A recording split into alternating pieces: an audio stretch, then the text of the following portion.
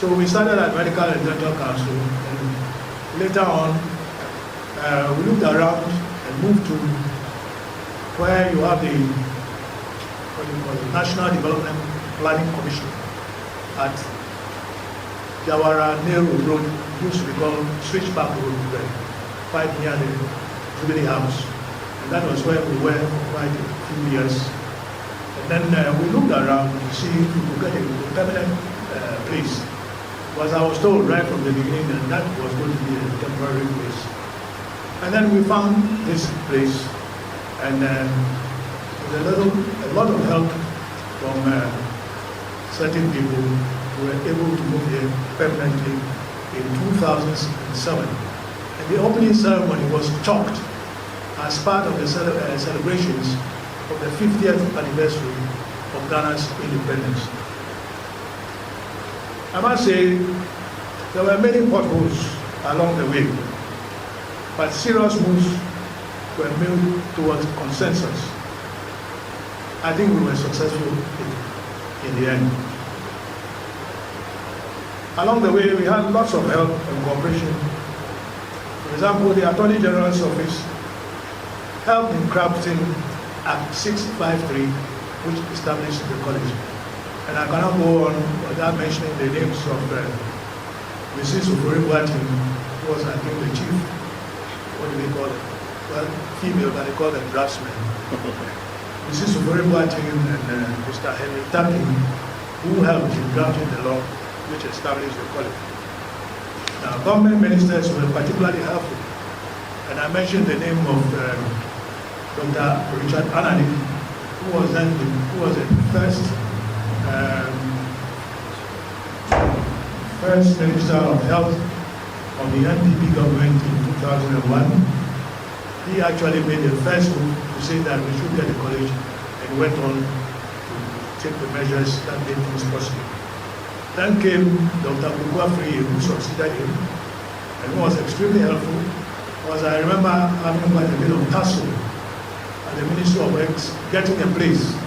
And one day he came down from his office, he and I, we walked from the Ministry of Health right to the Ministry of Works and Housing.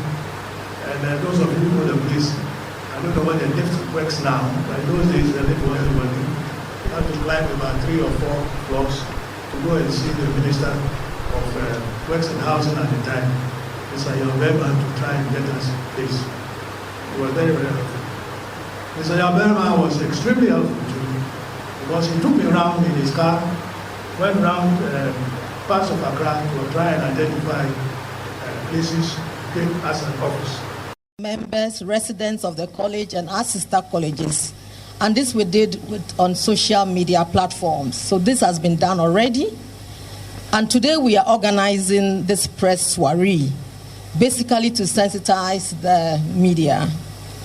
We have invited all major media houses, both print and electronic, to brief you about the 20th anniversary and the activities lined up for the celebration. So that is for April. In May, we would be having the launch of the 20th anniversary. That's a formal launch of the 20th anniversary of the college and the first public lecture. And this we have scheduled for Thursday, the 18th of May, 2023. It will take place at the college secretariat, and it will start from 2:30. Then in June, we have media rounds, and this we have scheduled interviews by selected key college officials. So we'll need the media again, to the media houses, to conduct interviews and tell you more about the college. In July, we have the health walks. There'll be one in Accra and simultaneously in Kumasi as well. And also health screening in selected deprived communities. And this will take place in Accra and Kumasi. In August, we would have our second public lecture. And then also we would have a fundraising dinner. And this will be held in Accra. We will tell you more about that. Then we move on to October. In September, we have major college activities like exams, so we don't have any activity in about the 20th anniversary in September. In October, we would be having a museum exhibition. We have a museum, a health museum in the college, and we would invite secondary schools to visit and like an excursion for them. So the museum exhibition will be set out in October. And then we'll be doing a donation to the community, and this is, we have settled on a donation to the Wager Leprosarium. So this we would be doing in October as a college. In November, we'll have our third public lecture. And also we'll be having a launch of a special 20th anniversary brochure, as well as a documentary about the college. So please watch out.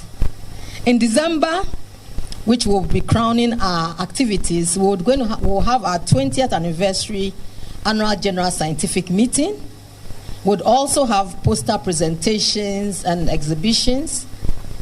And we will crown it all with a Thanksgiving service in Accra and also in Kumasi.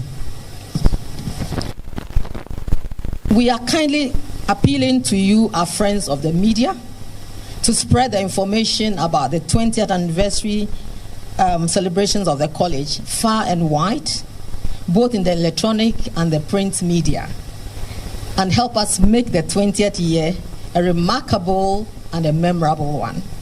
So on this note, ladies and gentlemen, I thank you all very much for your attention, and God bless us all. Thank you very much. Is the contribution to policy.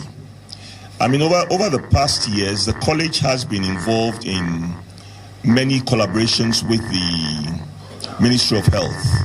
There are different health policy meetings that we are invited to. I mean, currently, I think in next month there's going to be a meeting on coming out of the policy on infection prevention, where the ministry has invited us.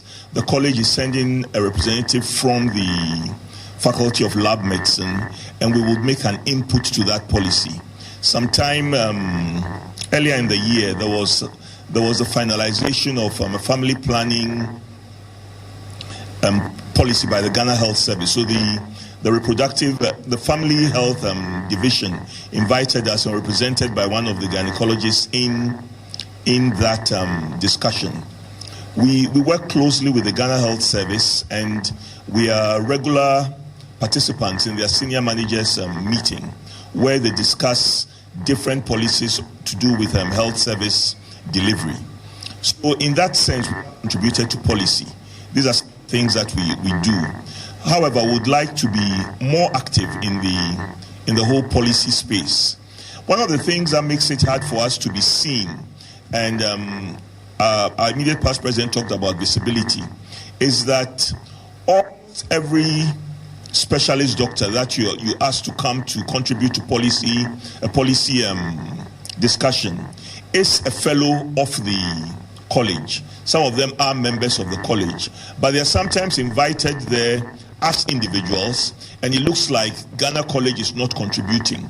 But then every single specialist in the country who takes part in some policy dialogue is indirectly representing the college. Now we are going to be more proactive and let people go waving the college logo. I mean, you all see it up there. You should capture it on your thing, so when people see this, they'll know that this is the college. So these are some of the things that we've done in policy. But then we've in recent times worked a lot on in policy things regarding the training of doctors. One of the big challenges, which was probably beginning to lead to a re-emergence of the brain drain, is a long time that doctors took between when they graduated from school and getting into specialist training. We've over the past 2 years worked with the minister's office, and there have been changes in this policy that have been worked on been approved by the Ghana Health Services Council, so that doctors can get into training earlier and they don't have to wait for so long before they get into specialist training. There have also been policies that have would make it's let's say faster for doctors to enter areas where many people are not entering. Like I mentioned, lab medicine, ophthalmology, radiology, radiotherapy, where people can enter these programs right after they finish their housemanship training. So we've worked with the minister's office to come out with policies that would enhance the training of postgraduates, in addition to our contribution to policies on health service delivery. But we really need to do a lot more to be more visible in the policy arena in the country. Thank you. Surgeons, they want to be obstetrician gynecologists, but there are certain areas where we call them, the people do not actually go into that area. Okay, an example is laboratory medicine, which happens to be my faculty, psychiatry, which is even getting better, radiology, radio oncology, where people are not going into that area. But we need all the specialties.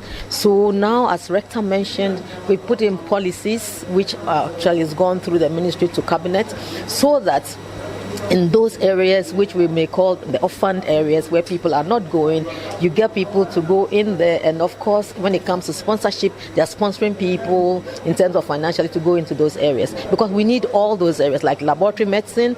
And the laboratory medicine, which is my faculty, you have hematology, you have chemical pathology, you have medical microbiology, and then you have chemical pathology. And so you need to make sure that you have all that. But if we are not intentional about training people to go into the orphaned areas, then you have a lot of the areas where, obstetric gynecology, surgery, and then you realize that in all the other areas you don't. And we need each other to be able to work properly. So that's why the college has come out with clear, intentional, it's being intentional about making sure that we direct people into those areas through supporting them and sponsoring them to go into, or through scholarships to go into those areas.